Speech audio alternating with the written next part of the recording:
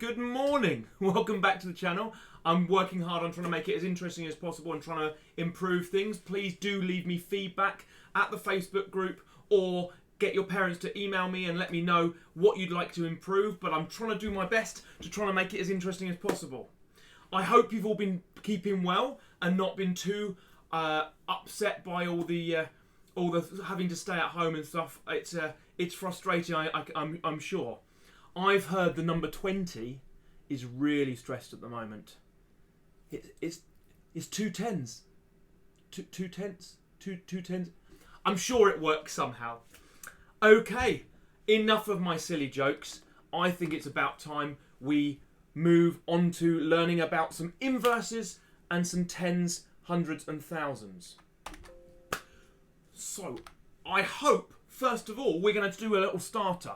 Any of you who are with me for the cuboids lesson should be able to remember how many faces, how many edges, and how many vertices. What I need you to do is make a little note of what you think the answer is. I'm going to tell you in a second how many faces, how many edges, how many vertices do you think there were. If this is your first video, don't worry, just have a try. Faces are the sides of the shape. Edges were the lines around the sides, like the sides where two lines faces meet, and the vertices is a posh word for corners. So this one has got 6 faces, it's got 12 edges, and it's got 8 vertices. What about this one? We didn't do this in cuboids. What's this one got?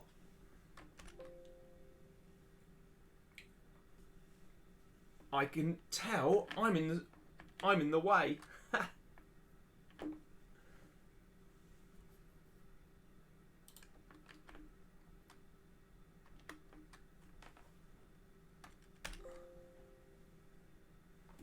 Let's try again without me in the way. How many has this one got? How many faces, edges and vertices has this one got? So it's a pyramid, and I'm going to tell you it's a square-based pyramid, which means it's got a square on the bottom and then 4 sides round it. I think that means it's got 5 faces. One on the bottom, 1, 2, 3, 4, 5 faces. It's got 8 edges, and it's got 5 vertices. Let's look at the next one. This is a cylinder. How many faces? Note it down. How many faces, how many edges, how many vertices are there? How many faces, how many edges, and how many vertices? This is all reminder from earlier in the week. Then we're going to get cracking on the next bit of the lesson. I think this is actually, it's a trick question. It's only got 3 faces. That big round bit is 1 face. So that is just going to count as 1 face. There's 2 edges. Two edges. The top circle and the bottom circle. And finally, there's no vertices at all. There's no corners to this shape. So let's get cracking. We're going to be talking today about inverses, tens, hundreds and thousands. And we're going to look at them both in one lesson, and hopefully we're going to learn something. I've got myself ready to go, so let's see where we are. These are inverses. So inverses just means the opposites. When we see inverses, you just need to remember which opposite goes with which. Add and minus, add and subtract go together, and that means subtract and add go together. So the opposite of adding is taking away, and the opposite of taking away is adding. That means we've got the similar with multiplying and dividing. The opposite of multiplying is to divide, and the opposite of dividing is to times. You've noticed, possibly on the bottom, I've got some more difficult ones. Some decimals, some fractions, an x from algebra, and pi, this weird symbol pi, which we've never learnt about. But we don't need to worry about what they are, because the inverses apply to the operation we're using. So the inverse of divide is still going to be times. So the inverse of divide by 0.4 is still going to be times by 0.4. The inverse of take away 2/7 is going to be add 2/7. The inverse of add x is going to be minus x. So each one has got an inverse. There's even inverses, for those of you in year 5 and 6, to square numbers. That's called the square root. So we can do the inverse of squared. So 6 squared we talked about right at the start of the week was 36. So the inverse of that is the square root of 36. Goes back to 6. Hopefully, I'm reappearing on your screen in a couple of seconds' time. We'll find out in a second. Now, we are going to talk about how to work backwards. We're going to be doing operations. If I've got something like 22 add 23 equals 45, that means I can work it backwards. I can look at my 22 and 23 equals 45, and I can look at the answer, the 45 bit, and I go, instead of 22 add 23, what about if I take the 45 and minus 23? I'm going to do the inverse operation. We can therefore say that 22 is equal to, we've got rid of that side, 45 minus 23. Instead of adding, we're subtracting. So we can rearrange the question. We can do the same with times, divide and subtract. We all know, hopefully after the 6 times table practice that you've all been doing, that 7 sixes are 42. Well, that means using the inverse, 42 divided by 7 must be 6, because they are inverses. Let's have a quick look at another example. So these are on the sheet. Below the video, if you look and download these questions, but you can see them from the video. If you wanted to pause the video, you could have a go at them on your paper now, or you can wait and do them at the end. But how you're going to go about this, I'm not going to tell you the answers to this until tomorrow's video. So you have a chance to do them and you can submit them. You might be able to ask or check them with a calculator. But what we're looking at is the first 4. You're going to try and work out, well, what's the backwards operation? Just like I just said the example that I did with 22 and 23. 22 add 23 is 45. So we could write it as 22 is 45. Take away 23. We did the inverse operation. All of these you can use inverses. So for example, in question 5, you're going to have to think, well, what's the inverse of adding 37? Something add 37 is 104. What's the inverse? Work these questions out. You can pause the video, or you can do them after the end. So here I am again. We are going to be looking, once you've looked at inverses, at we're going to get all the answers tomorrow, and you're going to find out how you got on. But the second part of the sheet has 3 mystery people. It's got Catherine, Ian and Hannah. I don't know who they are. I hope they're all self-isolating together because they don't want to make themselves ill. But they have all got some answer numbers that I haven't put on your sheet. I want you to watch the video. I don't want you to be going off and doing the worksheet. I need to be talking to you. So you're going to be wanting to know what these numbers are that they've got. That's what the purpose of the video is. In the video, I give you the numbers you can then add to the sheet to find out that you'll notice there's a missing bit of what their final answer is for you to work out the question. Before I tell you them, in order to work out these questions, you've got to turn the words into just some number questions. I like to use a question mark or a box for a mystery number. But you could use an X if you've done some algebra before. That's absolutely fine. So here they are. Catherine has the answer 60. Ian, which is a Scottish spelling of Ian, is 353. And Hannah is 446.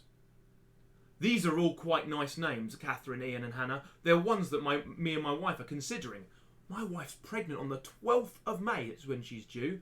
So it's a very stressful time at the moment. But hopefully, if we carry on doing this all through the summer, I'll be able to show you, maybe at some point, my baby. Some pictures of my baby when that comes. But these names are all the ones we're considering, which is why we use them. So you can use those in your sheet. You can pause the video and do it now, or you can wait and do it when the video finishes. What we're going to do now is move on to talking to Mr. Harris again. I think I like my face a little bit too much. I think I like to be able to be seen by you all. But then it is a live stream, so why shouldn't you have to look at me? I'm quite important. Maybe not. Okay. I always like to set you a challenge. Today is no different. I'm going to set you a challenge today that I'm going to hope you will then be able to work through, and I'll be interested to hear either on the Facebook group or with emails or in the comments below the video. I always check those out as well.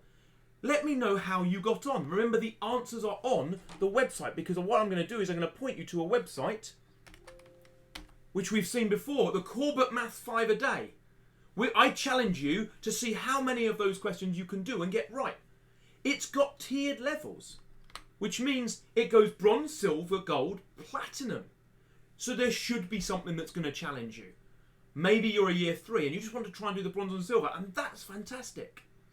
Or you can try and get onto, if you're year 6, maybe you're trying to try and do the gold and the platinum. Remember, the answers are on the website, so you can click on them to find out how you got on. I'd love to find out how you got on each level. You can comment below and let me know.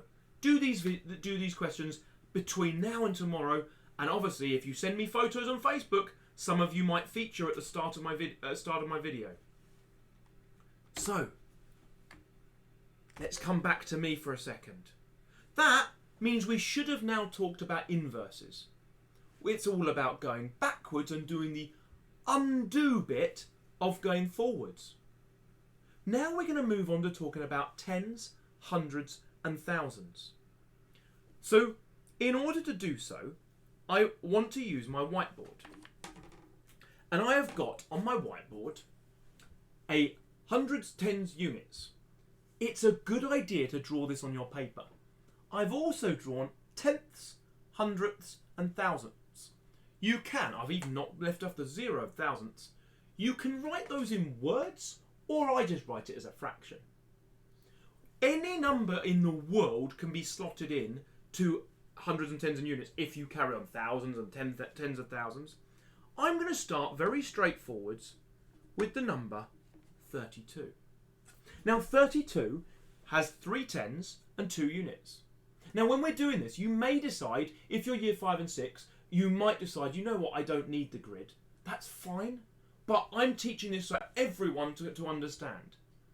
32, the thing 10 does, is it, when you multiply by it, it makes a number bigger.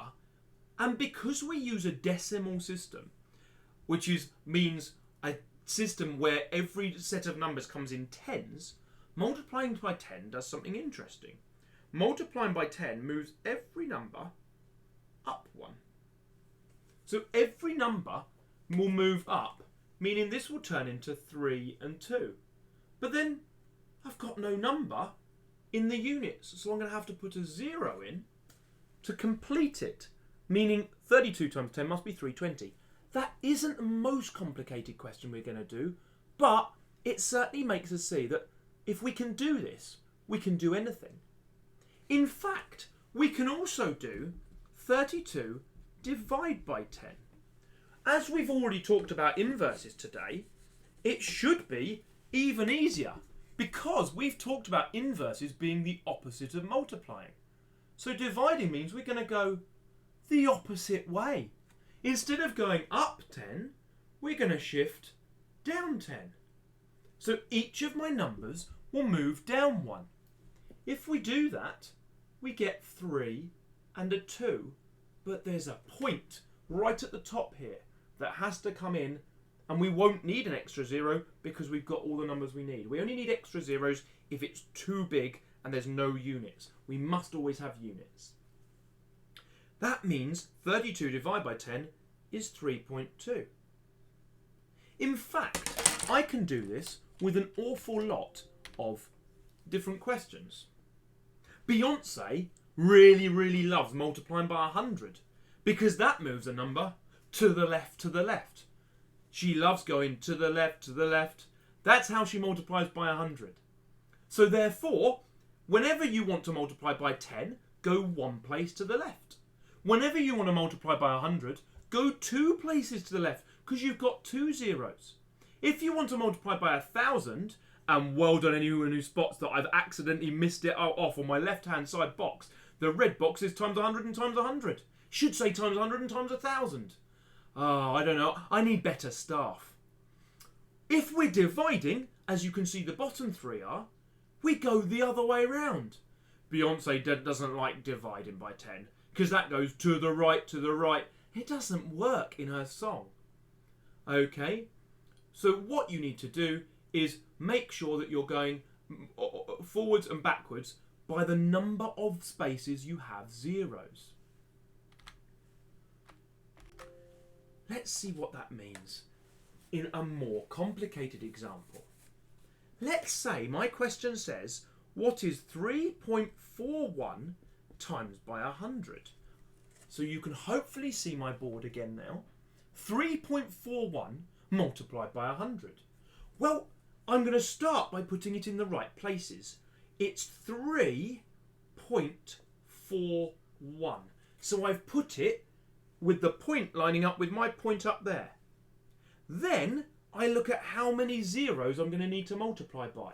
So I'm going to need to multiply by 100, so it's going to have to go two places. Beyonce's going to love it. To the left, to the left. So I'm going to draw two arrows on my 3, and underneath I'm going to write it in the hundreds. The 4 goes 1, 2, and goes to there, and the 1 goes 1, 2, and goes to there. It's 341. I need to hold this a bit higher. Sorry if you couldn't see what I was doing there. I went 1, 2, so it went to 3, 1, 2. The dot point does not count as a space. You don't count the point space. You can, if you want, put a point there just to show that you don't need to do anything there. It moves across. There's a space there and a space there, but not one where the point is. Okay.